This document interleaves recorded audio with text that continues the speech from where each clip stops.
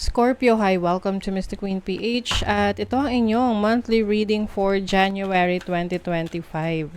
So if you're interested in private readings, meron tayong link sa description at sa pinned comment. Pakicheck nyo na lang yung information kung paano mag-book for a private reading. And please subscribe to our channel to show your support. Like, share this video. Comment na rin kayo kung kayo naka-resonate. Okay, so let's see. Scorpio, what is up? Anong energies na parating sa inyo ngayong January 2025? Grabe, no? Napakabilis ng panahon. January na. What are the energies coming to Scorpio? January 2025. Mercury messages. Maaring merong important message kang marireceive from someone. Pwedeng ito yung hinihintay mo. Pwedeng galing sa family, fourth house. Family life, home life. So, yung iba kung meron kayong loan sa bangko, pagdating sa bahay, home loan, reconstruction loan, so there is a possibility na meron itong update for you. I also see someone na merong communication sa isang family member na matagal nyo na hindi nakakausap. Can be a Cancerian energy. This energy is also about nurturing, taking care of your family's needs. So, ngayong January, focus ka sa pangangailangan ng family mo, ng bahay, no? So, kung meron kang sarili mong bahay, you will do some things para mas maging komportable yung pagtira mo dyan. So, pwedeng may renovation, magpapalit ka ng mga appliances, or bibili ka ng appliances, or magpapalit ka ng mga furnitures, or anything that will make you feel comfortable sa iyong bahay. Meron din rito, medyo malalim at dramatic na conversation with a family member. So, can be your parents, yung pwede rin kapatid mo, or someone within the family. Maaring may mga pag-uusapan kayong importanteng bagay tungkol sa inyong family. Let's see what else for Scorpio. You have the Chariot. The 10 of Wands. The 5 of Cups. Judgment. And the Champion of Wands. Okay, Judgment. Major change. Maaring meron kang yung iba sa inyo rito, Scorpio, pwedeng meron kayong lalabagin. Yung parang let's say, meron kang gustong gawin. And then, your parents or someone in the family ay hindi suportado yon, hindi nila gusto. And for some of you, gagawin nyo na lang. Kasi you wanted. Okay, gusto nyo kasi. Parang meron kayong gustong patunayan dito.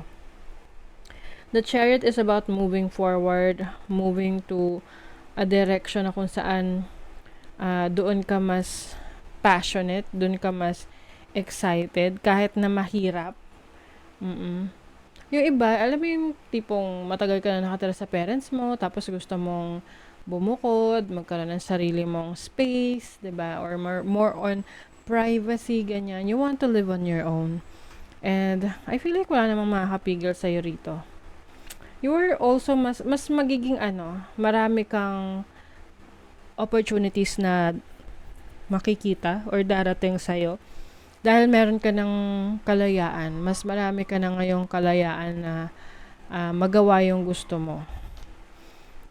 It seems like things are changing for you kasi pwedeng for the longest time, hinayaan mo na may mga taong nagko-control sa'yo, or hinahayaan mo sila na decide para sa'yo. Oo. But now, I think things are changing. Mas nagiging independent ka ngayon. Mas sinusunod mo yung gusto mo. At yung mga para kang nagmamature no? Mas nagmamature ka at yung maturity na yan, this will bring you more opportunities and at the same time, experiences na magbibigay sa'yo ng mga life's lessons. So, there's also meron success dito. Lahat ng mga pinaghirapan mo, lahat ng mga ineffortan mo, tinatrabaho mo, makakita ka rito ng success. Kumbaga, ma-achieve mo yon dahil sa hard work mo, dahil sa effort na binibigay mo. May mga pagkakataon lang talaga na minsan mayroong mga taong hindi natin makakasundo or may mga times pa nga na nagka-cut off tayo ng connection sa ibang tao dahil hindi na talaga nagwo-work Kumbaga, kung ipipilit natin, lalo lang magkakaroon ng conflict or tension. So, I see you freeing yourself. Mas pinapalaya mo yung sarili mo. Gusto mong maging independent. Dealings or relationship with a man, so pwedeng ito yung person na importante sa buhay mo, significant sa buhay mo, na pwedeng siya yung humahadlang sa mga gusto mong gawin. Use your intuition to make beneficial changes. Yes.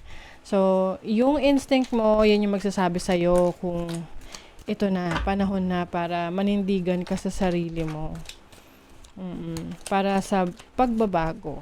Kasi syempre, kahit ano namang sabihin natin or sabihin ng iba sa'yo, kung na may baguhin ka, kung hindi ka ready or wala kang balak, no, na may baguhin, wala magbabago, diba?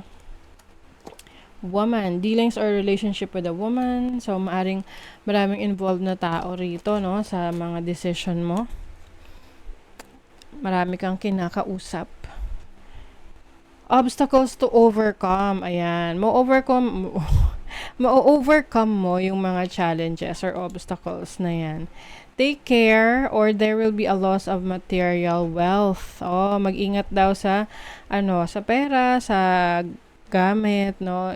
Huwag masyadong maging yung clumsy. Clumsy ba? Parang yung ang tawag dun sa ganong word? Burara. Burara talaga. Oo, yung tipong hindi ka mindful sa mga gamit mo, sa pera mo, 'di ba? So, para iwas yung mga losses sa gamit or pera.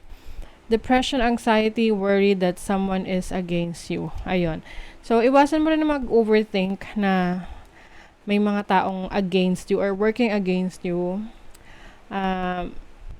Kumbaga, minsan kasi na-manifest natin yan kapag lagi natin iniisip. So, remove that. I mean, may mga pagkakataon naman talaga na merong magiging against sa'yo, but isipin mo na lang na hindi mo kontrolado ang isip nila. 'Di ba? Decision nila yon kung against sila sa'yo. But what you can do is to protect yourself, protect your energies. Pray, okay? Pray for guidance, pray for safety, for protection. Let's see what else. Oo, iwasan yung pag-overthink, Scorpio. Lion, honor your soul and celebrate its journey. Yes. So, meron kang journey, meron kang mga bagong i-explore to discover yourself more ngayong January. I'm sensing freedom for you, Scorpio. Paglaya sa limitasyon. Sight. Detach your emotions from situations you cannot control.